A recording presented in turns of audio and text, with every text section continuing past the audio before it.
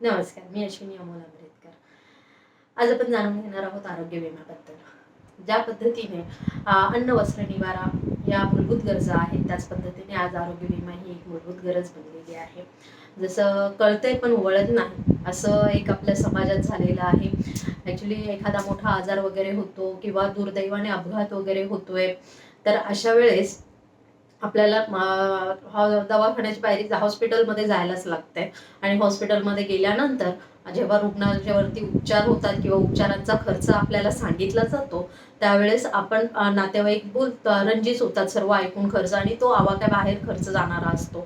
तर त्यासाठी हॉस्पिटलकडनं विचारणंही होते, की तुमचा आरोग्य विमा नाही का?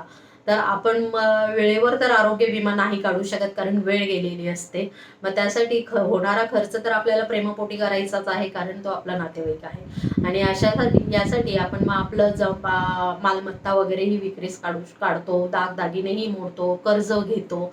तर बऱ्याचशा गोष्टी होतात. मग अशा वेळेस एक पंक्ती आठवते समर्थांची, की "कठीण समय येता कोण कामास येतो." तर अशा वेळेस आरोग्य विमा कामास येतो. अधिक माहितीसाठी तुम्ही मला या नंबरवरती संपर्क साधा. नमस्कार.